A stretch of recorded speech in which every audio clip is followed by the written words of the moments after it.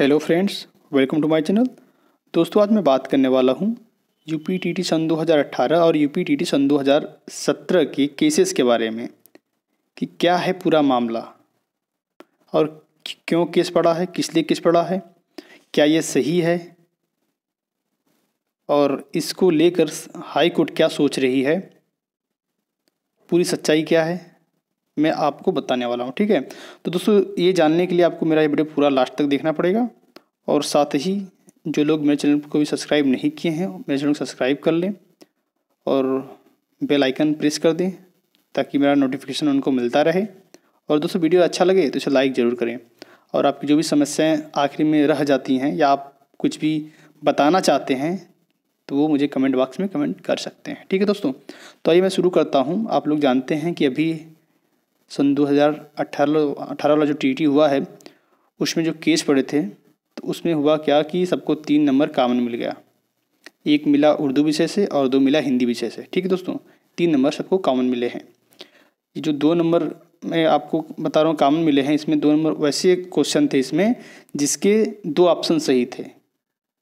एक जो आपका तद्भव तत्सम था हिंदी में, उसका भी 2 ऑप्शन सही था और एक अलंकार वाला था, उसका भी 2 ऑप्शन सही था। तो वो 2 ऑप्शन सही होने के कारण सबको क्या हुआ, कॉमन नंबर मिल गया। ठीक है, तो इसके बाद भी यूपीटीटी के याची संतुष्ट नहीं हुए। ठीक है दोस्तों, इसके बाद भी यूपीटीटी के जो अभ्यर्थी थे, जो याची थे, भी संतुष्ट नहीं हुए। फिर से रीट दायर कर रीट डाल दिए, फिर से दायर कर दिए रीट। उसमें क्या है, उनका जो आपका आया था क्वेश्चन पहिया और पखावज, ये दोनों क्या है दोस्तों, पुलिंग है। ठीक है दोस्तों, दोनों क्या है, पुलिंग है। तो परिषद ने सिर्फ इसको पहिया को ही पुलिंग माना है, लेकिन उनके पास साक्ष्य है कि पखावज भी पुलिंग है। ठीक है दोस्तों, तो इसको लेकर वो जा रहे हैं कोर्ट। और एक नंबर और है संस्कृत का और एक बाल विकास का। 3 क्वेश्चन 4 क्वेश्चन लेकर वो फिर से जा रहे हैं हाई कोर्ट। रीट मतलब पड़ चुकी है, जिसकी सुनवाई होने वाली है 3 जनवरी को। इसका जो सुनवाई होने वाला है वो 3 जनवरी को होने वाला है। ठीक दोस्तों, तो ये आप बात समझ गए आप लोग। जो भी 18 का है उसका सुनवाई 3 जनवरी को रीट पड़ चुकी है।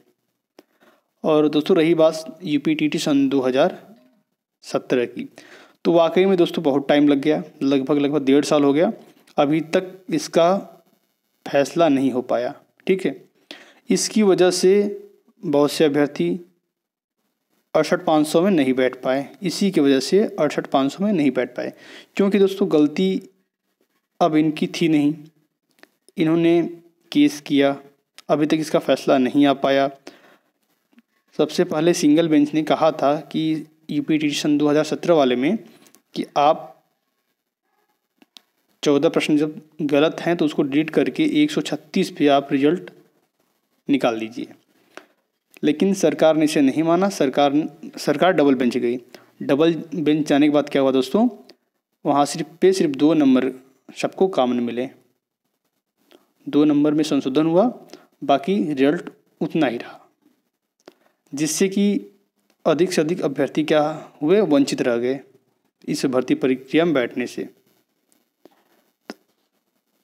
फिर जो अभ्यर्थी वंचित रह गए वह गए सुप्रीम कोर्ट।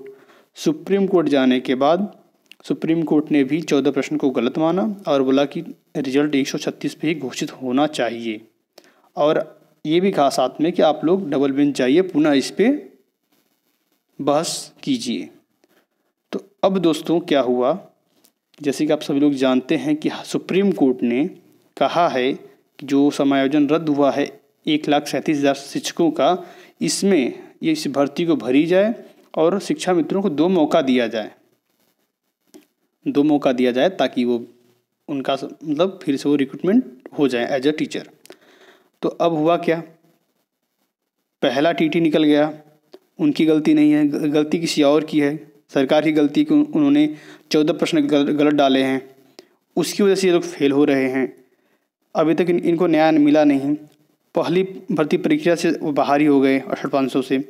अब 6 जनवरी को आप जानते हैं कि 69,000 का भी होने वाला है परीक्षा 6 जनवरी को। तो ये भी भर्ती उनके हाथ से निकल जाएगी और ये दोनों भर्तियों से वंचित रह जाएंगे।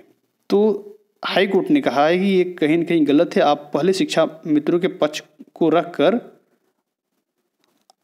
तलब किया है उनको, मतलब कि आप आइए, जवाब दीजिए कि ऐसा क्यों हो रहा है।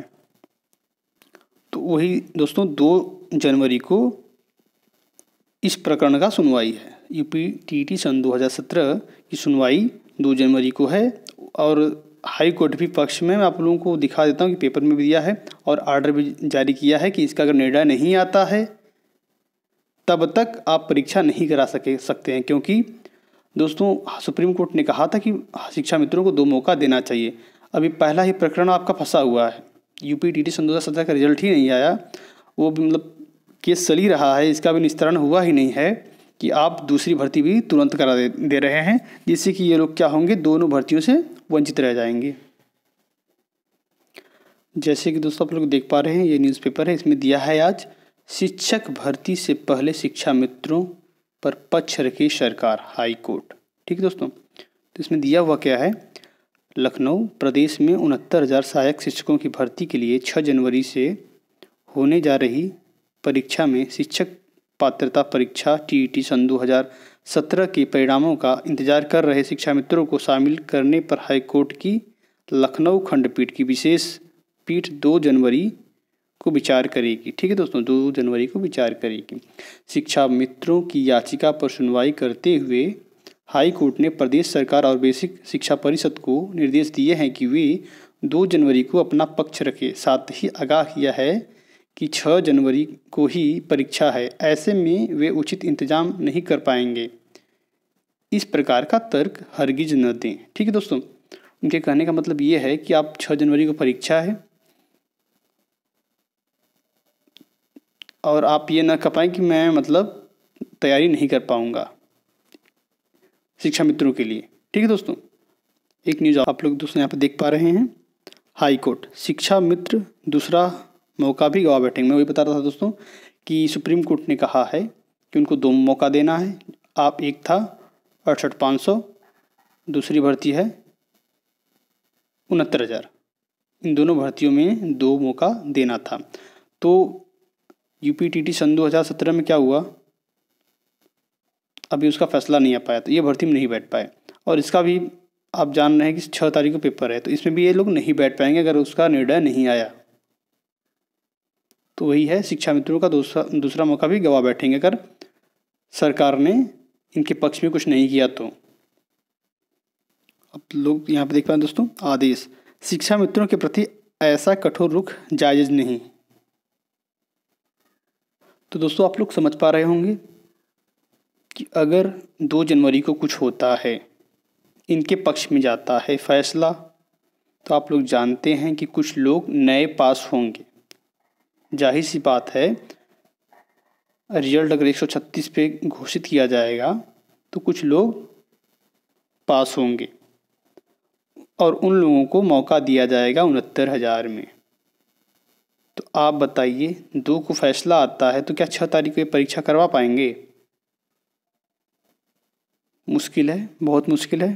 तब वही देखना है कि 2 तारीख को क्या फ़ैसला आता है।